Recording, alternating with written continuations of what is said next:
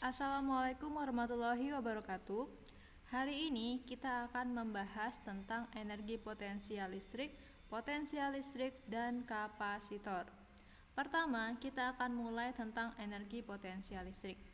Jadi, energi potensial listrik itu adalah sejumlah energi yang dibutuhkan untuk memindahkan suatu muatan.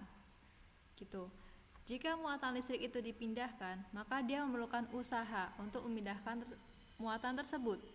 Usaha yang diperlukan untuk memindahkan muatan listrik besarnya sama dengan perubahan energi potensial listrik. Energi potensial listrik dipengaruhi oleh besar muatan yang dipindahkan dan jarak perpindahannya. Ini tuh misalnya kita punya muatan 1 Ki. Nah, kita mau memindahkan muatan tersebut ke yang muatannya misal jadi 2 Ki. Maka kita kan perlu usaha tuh untuk memindahkan muatan tersebut. Di mana muatan yang pertama kita letakkan di sini di Ki, dan muatan yang kedua kita sebutnya Ki aksen yang nilainya tadi misal 2 Ki. Dan R adalah jarak perpindahan muatan tersebut. Gitu. Secara umum, rumus energi potensial listrik yaitu EP sama dengan K dikali Ki aksen per R kuadrat. EP itu adalah energi potensial listrik, satuannya joule. Ki dan Ki aksen itu muatan listrik. Ki aja itu maksudnya muatan semula, dan Ki aksen adalah muatan yang selanjutnya yang setelah dipindahkan. Dan R itu jarak titik ke muatan Ki, atau jarak dari yang semula ke muatan yang kedua. K adalah konstanta, di mana nilainya 9 dikali 10 pangkat 9. Gitu ya. Nah, selanjutnya kita akan membahas tentang potensial listrik. Kalau potensial listrik itu didefinisikan sebagai besarnya energi potensial yang dimiliki muatan per satu kolomnya. Potensial listrik itu dilambangkan dengan V. Sama dengan energi potensial listrik juga merupakan besaran skalar. Maksudnya besaran yang tidak mempunyai arah. Jadi di sini nilai positif dan negatifnya suatu muatan akan berpengaruh terhadap nilai akhir.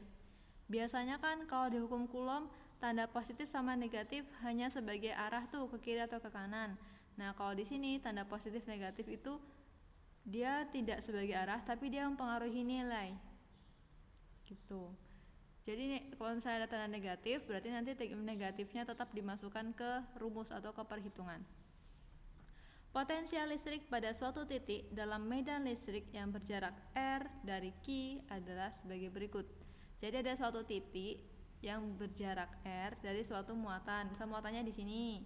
Nah, ada titik jaraknya di sini. Kita bisa menghitung berapa sih potensial listrik di titik yang ini. Kayak gitu. Dirumuskan dengan Vp sama dengan EP per Ki.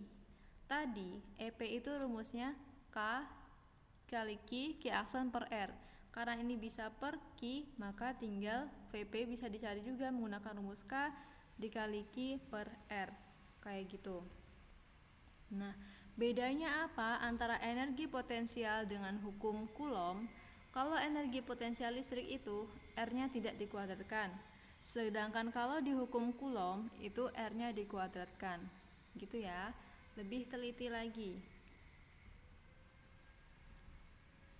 Selanjutnya, kan muatan listrik itu gak cuma satu, bisa aja ada satu titik tapi dikelilingi oleh 2 atau lebih muatan, ada beberapa muatan.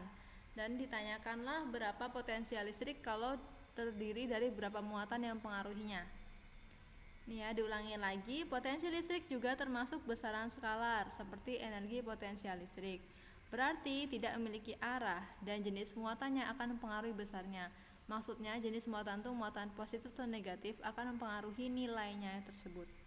Apabila terdiri dari beberapa muatan sumber, besarnya potensial listrik adalah jumlah aljabar biasa. Maksudnya tinggal dijumlahin aja berapa nilai V1, V2 dan V3-nya. Kayak gitu. Kalau V1 berarti pakai Q1 dan R1. R-nya tuh dari mana? Ya dari suatu titik ke muatan Q1. Kalau R2 gimana? Ya dari titik ke muatan Q2 dan seterusnya. Gitu ya. Nih, jarak titik P dari Q1, jarak titik P dari Q2, kayak gitu-gitu. Nah, Kalau ini kan dari beberapa muatan. Sekarang bagaimana potensial listrik pada bola? Kalau sebelumnya kan ada hukum Gauss yang pada bola berongga. Di potensial listrik pun sama, ada seperti itu juga. Potensial listrik di sekitar bola dapat ditentukan dengan menganggap bahwa muatan listrik berada pada pusat bola. Dianggap muatan Q-nya tuh di sini. Gitu. Terus dari ilustrasi di atas dapat diketahui bahwa potensial listrik pada bola bermuatan dapat berada pada dua keadaan. Potensial listrik di dalam bola sama dengan potensial listrik di permukaan bola besarnya. Vp sama dengan K per Q dikali R. Jadi potensial listrik di dalam sini, nah itu rumusnya sama dengan Vp sama dengan K dikali Q per R. R-nya jari-jari yang di sini. Tapi kalau misal potensial listrik di luar bola, di luar permukaan ini, atau di titik C, nah itu maka Vp sama dengan K kali Q per R. Lalu bagaimana kalau potensial listrik di titik B? Ya pakai rumus yang pertama. Karena potensial listrik di dalam bola sama dengan potensial listrik di permukaan bola. Gitu ya. Jadi ada beberapa rumus yang kita gunakan di sini. Kalau energi potensial listrik berarti EP sama dengan K Q aksen per R. Nggak usah dikuadratin. Kalau potensial listrik berarti energi potensialnya dibagi Q. Terus kalau potensial listrik dari beberapa muatan berarti tinggal dijumlahkan per satu-satu muatannya. Kalau yang di dalam bola gimana? Ya kalau di dalam dan di permukaan bola berarti pakai R-nya jari-jari bola. Tapi kalau di luar permukaan bola berarti R-nya pakai yang ini, R yang kecil atau R dari jarak titik ke pusat. Gitu. Kenapa harus ke pusat? Ya karena dianggap muatannya berada di dalam pusat bola. Gitu. Nah, sekarang kita bahas contoh penerapannya ya. Di sini penerapannya ada 4 muatan listrik nih, ada Q1 sampai Q4. Tapi bentuknya itu persegi. Nah, diletakkanlah titik di tengah-tengah gini. Terus ditanya, berapa sih potensial listrik kalau titiknya itu di tengah kayak gitu. Terus Q1 hitunglah nilainya berapa. Q2 kan negatif tuh. Nah, negatifnya dimasukin kayak gini. Dianggap ada. Terus setelah diuraikan satuannya udah dalam SI semua, diubah SI. Terus udah. Nah, terus kenapa R1-nya sama dengan sama semua nih? Setengah dikali 2. Ya karena mereka bentuk persegi dan titik P tepat di tengah. Sedangkan garis diagonalnya 0,2 karena P-nya di tengah ya udah 0,2 dibagi sama 2. Terus setengah dikali 2 dikali 10 pangkat negatif 1. Gitu. Terus dihitung deh karena dia potensial listrik di titik pusat persegi di sini. Dia kan di tengah tuh, maka dipengaruhi sama Q1, Q2 sampai Q4. Makanya dijumlahin semua. Terus dihitung. Nah, nih, tanda negatifnya dimasukkan. Kayak gini, dianggap ada. Sehingga kita hitung, maka dia jadinya 2 kali 10 pangkat min 6 dikurangi 2 dikurangi 2 habis ya. 3 dikurangi 6 berarti negatif 3. Ingat ini bukan perkalian tapi ini tuh penjumlahan gitu. Titik-titik ini maksudnya perkalian.